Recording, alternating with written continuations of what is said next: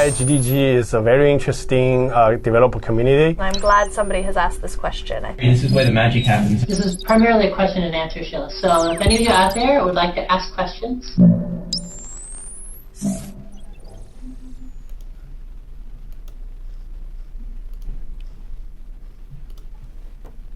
All right, welcome everybody to our, I guess this is our third week of our Chrome Apps Hangout, and this week we've got with us Paul and Renato. We're all back in our home locations. So guys, why don't I have you introduce yourselves, just for those who are just joining us for your first time. Hi, I'm Paul Lewis. I'm a developer programs engineer for Google, and I work on GPU performance type things and also Chrome apps as well. So yeah, that's me.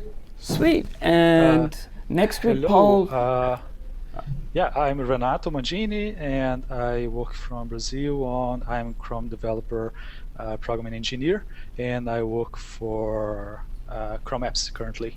Awesome, excellent. And so Renato, you were last week in Mountain View with us, and then Paul, you were not, but you're going to be joining from Mountain View next week, isn't that right? Next week and the week after I'll be in Mountain View, yes. Awesome, good. Well, it'll be fun to have you there. And I think the week after next, we're going to have a couple of us are going to be heading back. Renato, are you headed back to Mountain View next week as well, or when do you go back? Not the next, but the other one. On 11th, September 11th, I will join you. Awesome. Mountain View. Very cool. Well, so in that case, why don't we jump in and look at some of the stuff that we're going to talk about this week.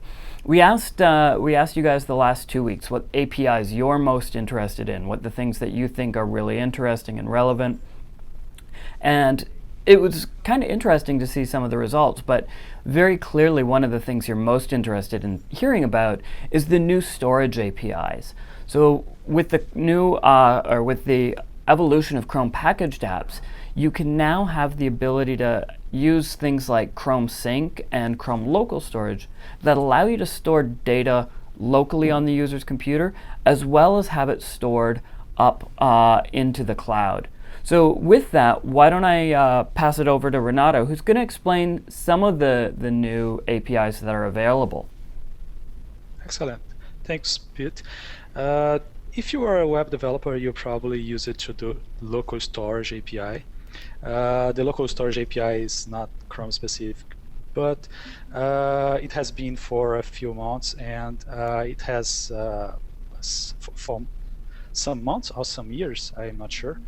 But it has some problems with it. Basically, the most important problem is it is synchronous.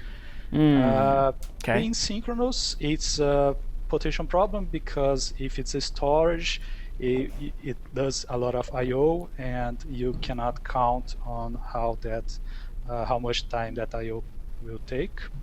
So this Chrome packaged API, specific for Chrome packaged apps, is the Chrome storage. The Chrome storage is composed of two storage areas, the local and the sync.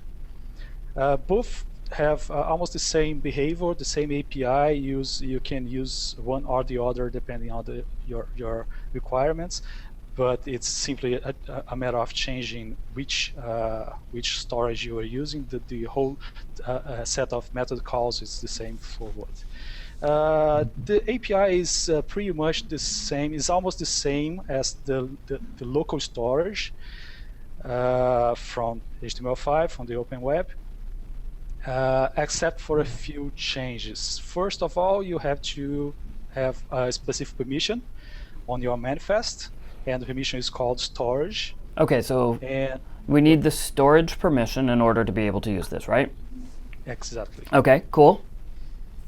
And then you just call the methods from the storage area you want to use. For example, if you want to get a specific value from the storage, you call chrome.storage.sync or .local, depending on the storage area. Now, why are there two different ones? Like, can you go into? Yeah, absolutely. The local one is it stores asynchronously in your local file system, Okay. and the sync one, it does the same of the local one if you are offline. But as soon as you get online, or if you are already online, it does sync these keys and values with the Chrome, with the cloud, with your Chrome account, as long as you are signed in into your Chrome account. Okay. To your So local only ever exists on that particular user's computer, right? So like, hey, I've got my Chromebook here, and if I do .local, it's going to sit there on that machine. But with yes. .sync, the difference there is that it's going to sync on this Chromebook, but it's also going to sync on my Chromebook at home. It's going to sync on maybe my Mac or my PC on another machine. Yeah, absolutely. Cool. Now, what might be some use cases for where I would want to use sync versus local? The use case for these Chrome storages is for storing small pieces of information. So, for example, settings. I think this is the most important and relevant use case. If you are you just configured your application with all the settings changes you want, and you do it on your laptop, you don't want to do it again on your desktop. Right. It's very important to the user to be able to share these settings among all the computers, and also the location inside the app that the user are, the state of the app is very important for developer to store that state on the sync storage. So if I'm reading a specific article on my desktop and I have to go out, I grab my laptop and I open it, and I open the news reader application. It's very good for me if the app opens on the same page I was before. Right. So for stuff you can achieve that very easily. For stuff that might be relevant to go across multiple machines, right? Like, so what I've read in the news, maybe if I've got a news reader, maybe you know, what songs I listened to last or what playlist I was playing with, if it's a media application. So there's a lot of good cases where you'd want to sync that across. Yes, absolutely. Okay. It's worth pointing out at this stage that there are some limits and there's a quota for the amount of data that can be stored online. So you should check the docs to make sure that the number of items and the amount of data per item is within those limits. And they're really decent for things like these sort of settings or smaller name value pairs. Yeah, that's a good point. So like, could I store like entire news articles? So say, for example, like I've got all the news article, it's got a bunch of images and maybe there's a video. Do I want to put that into sync or local? No, I don't think so. Okay, so probably not to put those kinds of things there. But maybe to say I've read that article, right? Exactly. Yes, the example you mentioned before of music streaming application, if you are going to save anything there, you save the name or the ID of the music you were listening to, not the music itself. Okay. Just to be clear about that. All right. There are also the things like the file system API. So there are other APIs that you could investigate if you want to actually store, say, blobs or file data specifically. But as we're saying, these sort of the Chrome storage is ready for these name value pairs really right now. Okay. Cool. Well, right. I think Renato, does that about cover what you wanted to talk about? Yeah, there is one interest method on the API. That is the onChanged. When you add a listener to the onChanged object, you get a call whenever anything on your storage, your application storage has changed. It's very important for syncing stuff and to receiving notification of changes on the other computers. So Okay. the method is on the documentation. The URL for documentation will probably be on your screen in a few seconds if it's not yet. Okay, it's not there yet. I got to go make one quick little update while we're doing some of the demos, but we'll bring those up. Yeah, and the method is called it's chrome.storage.onchanged, and you have a method add listener on this object, and you send it a function, and that function, the callback, will be called whenever there is a change on your storage.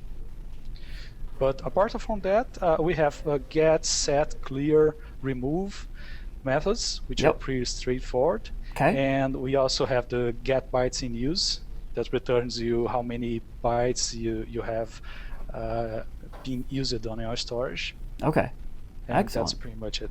And so we'll get the link for the URL up here in a sec. But Paul, you actually sat down and wrote a little sample for us. Do you want to talk about that? Yeah, absolutely. So what I'm going to do is I'm going to take over from where I left off last week. And if you want to go ahead and show what's on my screen. All right. So Paul, your screen is up. Everybody can see your screen right now. Okay, awesome. So as you can see, I'm looking at the manifest file, which is pretty much the same as we left it last week in the Hello World. So if you need to, if this is completely new to you, you might want to see last week's session where we showed Hello World and how to get there from nothing. And so what I'm going to do is I'm starting from that position.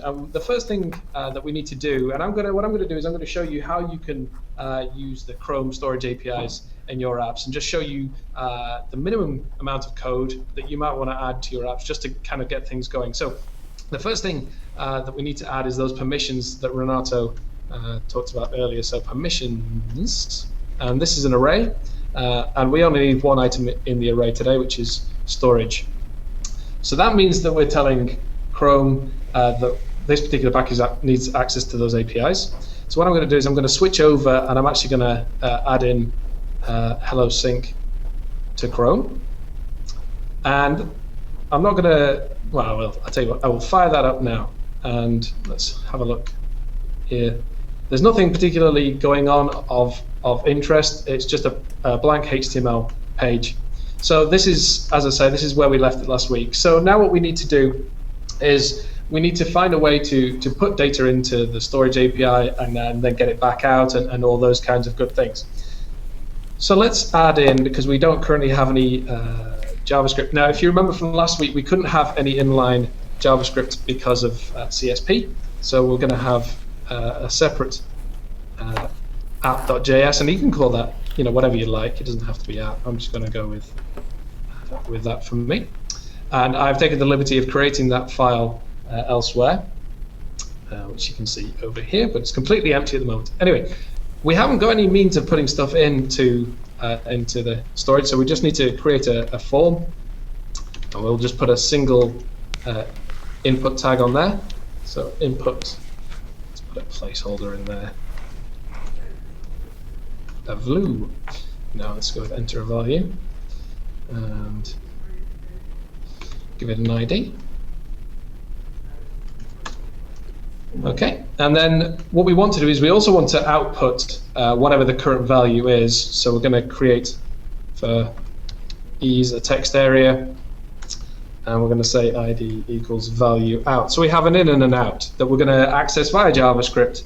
We're going to take the value in, we're going to store it in the Chrome Storage API, and then we're going to spit out whatever the current value is back out into the value out text area. So over in app.js, now this is where we're actually going to start talking to the APIs. So we'll fire in a new Ify. Hey, Paul, I want to interrupt you for one sec. There was a question that came up last week that it got answered in the questions, but I want to sort of ask it of you now. What's that editor that you're using there? It's Sublime Text 2. Awesome. Okay. Yeah, it's a really handy editor. I mean, you'll see as well when I'm typing the code.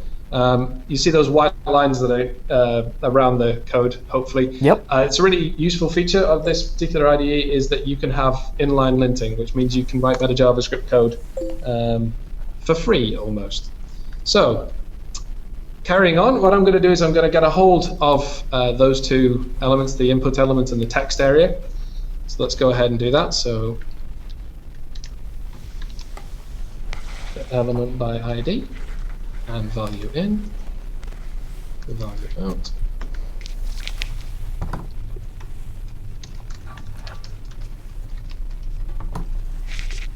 Always find it interesting how many mistakes I make when typing. All those costly mistakes. Well, that's almost always the case, isn't it? I think certainly in my case it is, yeah. Okay, so we've picked up the. Sorry, bear with me a second. Uh-oh. Yeah. I need to just drop out. Can you switch back to my screen? Your screen is still there, so they should still be able to see that. Okay. Okay, great.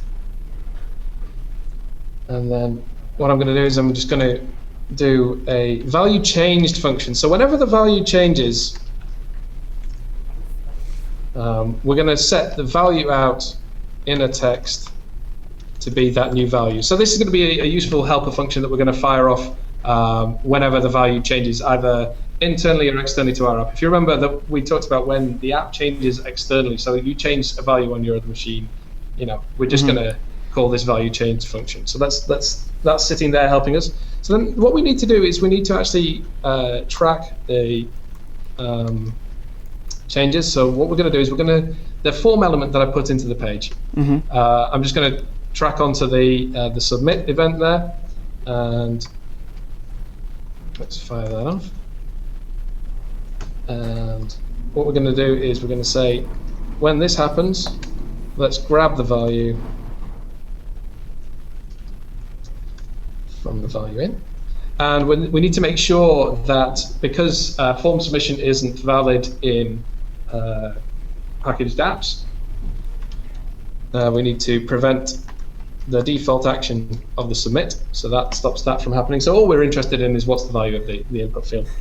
And then this is the fun bit now, storage.sync. So we're going to do this on the sync storage API. And what we do is we set an object as the first parameter, and we're just going to give it value. And what I'm going to do as well is I'm actually going to store a timestamp just for my own interest, which is to basically say, I want you to set my value, which is whatever the current value is. And then as we said, this is an asynchronous. This is an asynchronous API. Okay. So I'm just going to say that when this is completed, I would like to know about it just through a console log event. So this should capture now whenever I submit the form. Sweet. Okay. Okay. So now the other thing is, okay, well, we can send stuff out, but we want to know when things have changed. So what we can do, and this is the event that Renato mentioned earlier, which is the onChanged.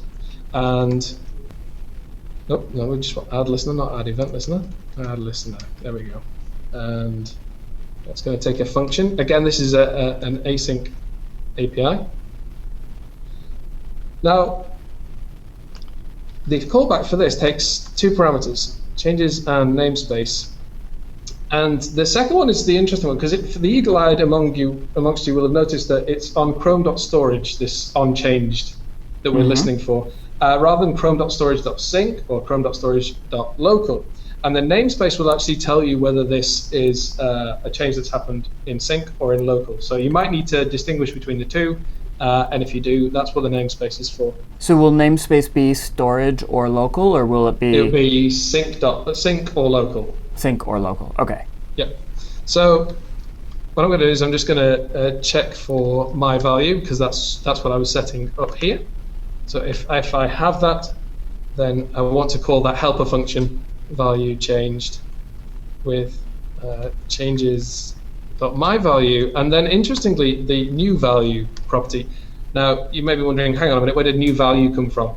One of the things about this the changes object that comes in is that my value will actually have two properties, new value and old value. So if you need to find out what it changed from, that's what old value will have, and new value will have your new value. pretty much what it says on the tin, but it's worth knowing that you're going to have access to what it was and what it is in case you need to do some other calculations in there. Yeah, so that would be really good if you needed to do any kind of like synchronization and sort of like, oh, well, they changed this on this machine and this on this machine, and this was the only like thing that actually changed.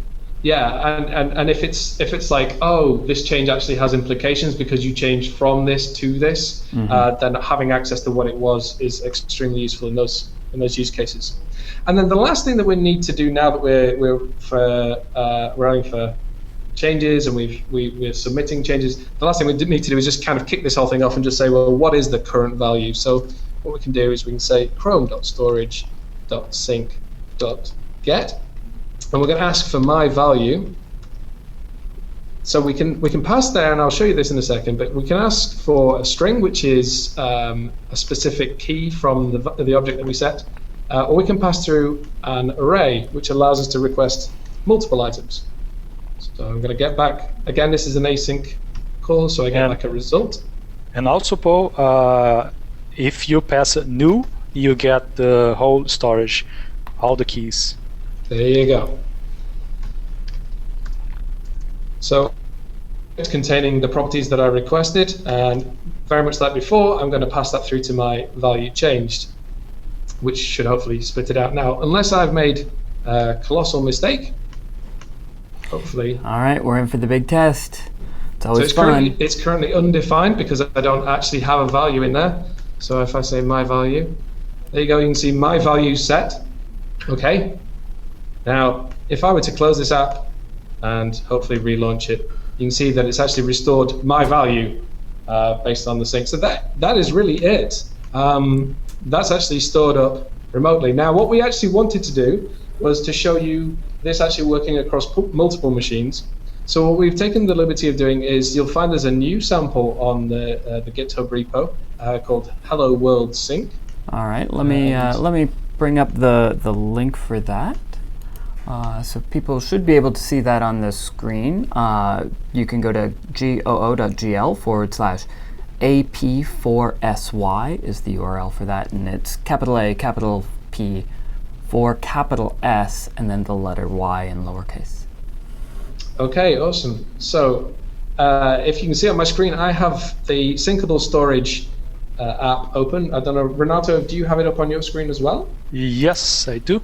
Okay, awesome. So Renato and I both have this app open. We're both signed in under a test account.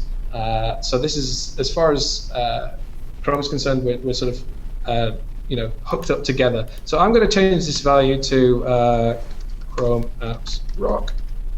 And I'm going to change that, and hopefully that change is going to be reflected on Renato's side. Yes, it did, sir. Okay, and that's all the way to Brazil, so the internet pipes are working today. And then I just changed it again. Yes, it did. And it hopefully does you get. So you can see how easy this code is to integrate and to use and to store simple values. So there you go. You might take note that we are both logged in with the same user. Yes. So it wouldn't work if we were different users, of course. But it's important to note. It is very important to note. It's a combination of the app itself, of course, and the user that you're logged in as into Chrome. All right, so that is this week's demo done. Awesome. All right, so let's bring up the URL for that again, so people can find that if they go to. Actually, let's bring up the link for the storage documentation. If you're looking for the documentation on the storage APIs, goo.gl/OXODY. You can see the capitalization there. It's small o. Everything else is capital. If you want to go and have a look at the storage Hello World sync that Paul just wrote and showed you syncing between Paul and Renato from London all the way down to Brazil, you can grab that just there at the URL shown on screen. And as a reminder, one of the other places where you can always go to get any of our Chrome app samples is the Chrome app sample site, which is up on GitHub. The link is there, capital G, little m, capital U, capital X, small t. So you can go grab those and go from there. So from there, let's take some questions. Last week we didn't get enough time for all of your questions, so this week we wanted to put aside a bunch of extra time for your questions so that you could ask your questions. If you have questions that you want to submit, you can go and submit them on Moderator, either through the Google Developers Live site or by going to goo.gl/KLUB, capital W, so Club W. I kind of want to make a bad joke about that, but I won't. I'm getting at least a little giggle out of Paul. So with that, I'm going to take that off screen for a sec because it's covering me up nicely. Let's take a look at some of the questions. All right, so these are your questions, and I'm looking at them here on Moderator. And the first question, I have an app which should only be available for a small group of people, but now I'm forced to publish it through the Chrome Web Store to avoid errors and warning. Is there really no other way? And this is from Russell. Renato, do you want to take this one? Yes, sure. Well, we have some. It's possible to use the Chrome Web Store inside the domain. I would ask you to check with the Chrome Web Store team and to check on documentation how to do that. But currently, you cannot publish and package app on Chrome Web Store, so the store is not complete yet on Chrome Web Store for packaged apps. That's for the new evolved package apps. For legacy Yes, packaged apps, for the existing packaged apps, you can still publish, correct? Yes, absolutely. Yeah. Okay. And then, just to sort of reiterate what Renato said there, if you're publishing an app and you only want it available to a small group of people, you can do that through a custom or through the Google Apps account. So you need to set up a Google Apps account for your domain, and then you can do it that way. Yeah, there are a series of restrictions. They are described on documentation of Chrome Web Store. Okay. But you can do it in some cases. Cool. All right. So the next question, any way to update your Chrome app manually, like the user's notified that there's an update? And also, is there any way you can add features like feedback from users? Paul, do you want to take this one? Sure. I mean, right now there isn't a way to update the Chrome app manually. I think it's great feedback, and we appreciate it. So we'd recommend that you file a request with that in. And the same thing for the feedback from users. When if it's in app, you could consider requests to server side, but obviously we recommend that you do offline first, of course, as always. But we're certainly we don't have any announcements on sort of integrated feedback into your apps. Yeah, can I complete your answer? Of course you can. Regarding feedback from users, we have the default feedback system on Chrome Web Store. So when you publish your app, you have the review and you have a feedback option on the Chrome Web Store that was launched, I think, one month or 2 months ago. It's a pretty new thing. It's the same for extensions and for legacy and hosted apps. And also, we are talking about a better integration on with feedback mechanisms and APIs and etc.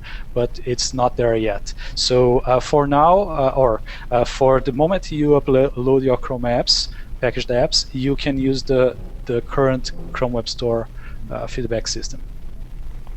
Cool. And I might as well jump in on this. There are a bunch of great web apps and web development tools out there that will allow you to add that to your existing site. So they add is just sort of like a little bit of JavaScript that you add to your page, and they go do that.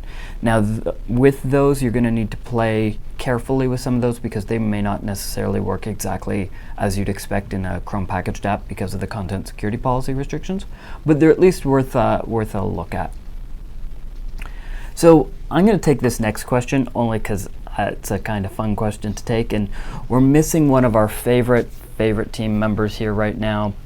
Paul Kinlan is not with us, so I'm going to channel Paul Kinlan for this question. And so let's say I've implemented a simple text editor as a Chrome packaged app.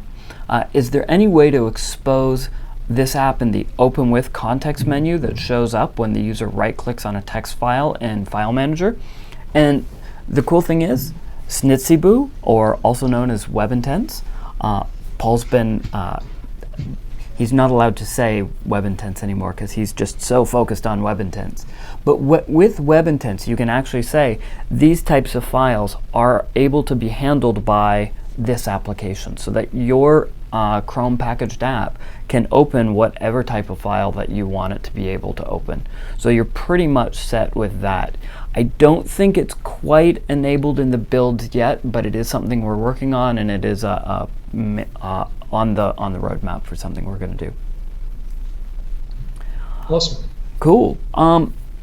Will apps introduce additional features for platform integration? I want my app to look and feel native. Now, this is from Russell. Paul, do you want to take this one? Yeah.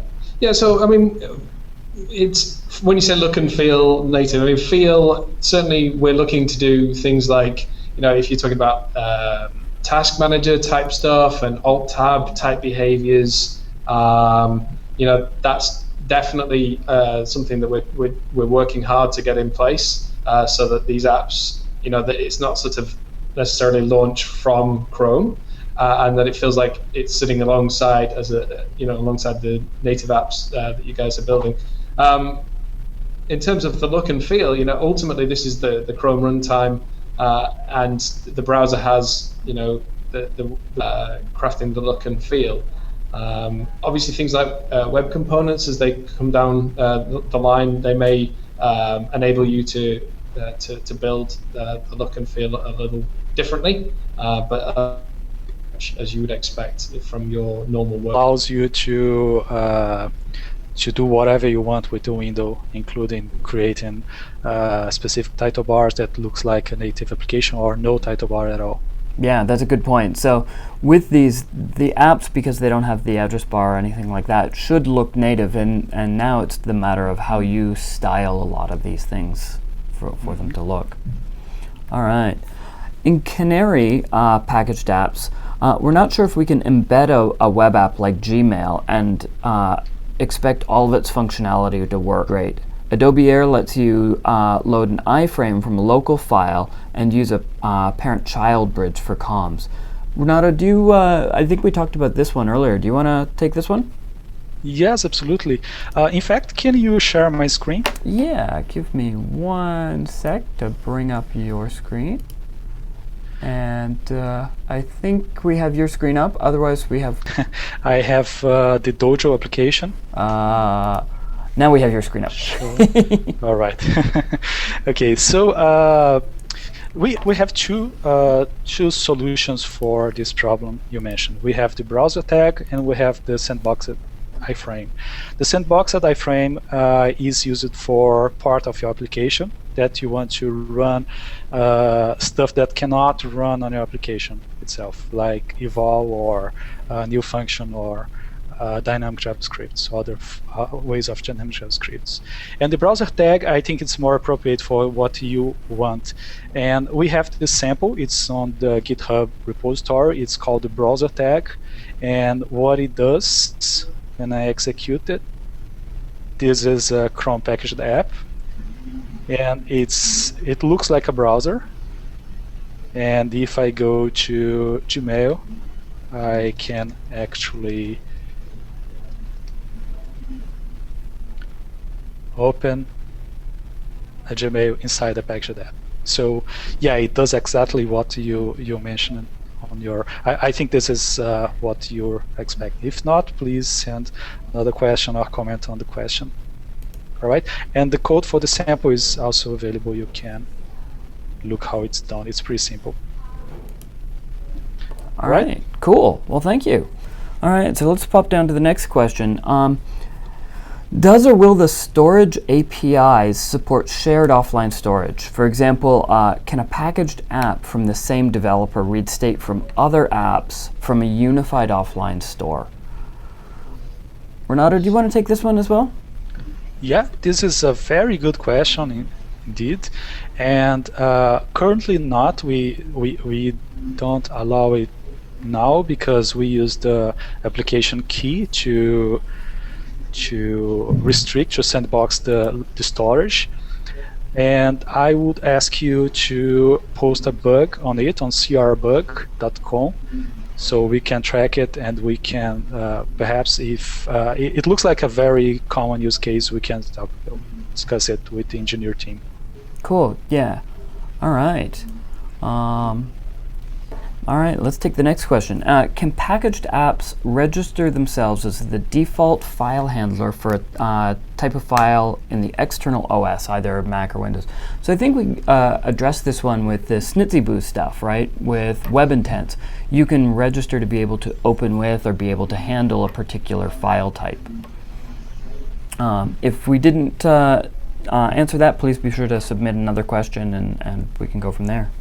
So the next question, are packaged apps eventually coming to Android so we can write one app in HTML5 and have it run in the browser, mobile, and Chrome OS? Paul, do you want to take this question? Yeah, so I mean, this has come up the last couple of weeks as well, and we're trying to get the desktop story right. We don't have any announcements, dates, times, or anything like that on any other platforms at this stage. We understand the feedback, and we appreciate the feedback that you want to write the code once, and certainly it's something that we take to the engineers team. So yeah. All right, cool. So the next question is, when can I write packaged apps in Dart? Well, you can do it today. If you take you write your app in Dart and you compile it down to JavaScript. You can't run them natively in Dart yet, but it is something that the Dart team is aware of. They've heard the ask. I'm sure there's probably a bug in crbug that's already been filed. If there isn't, go file the bug and ask all of your friends to go star it so that the engineering team really sees how many people are interested in this, and those kinds of things really do help to drive the development of these things. Helps us to prioritize and understand what's going on. All right, so let's take the next question. If you have any other questions, please be sure to post them to the moderator. But the next question is, I have a packaged app that displays generated content in an iframe because of the new manifest. I get a content security policy error when it executes the JavaScript code in that iframe. Is there any info that we can help with this? I mean, it may be just looking at this that there's some inline JavaScript that as we talked about in the demo and last week, any JavaScript needs to be taken from inline and taken out to a separate file. That may be the cause of some of this stuff. It may be that the JavaScript in the iframe is doing something like eval or creating a new function. So I think because there are a number of possibilities of what this JavaScript code is doing and what it might be that it's triggering, post on the groups.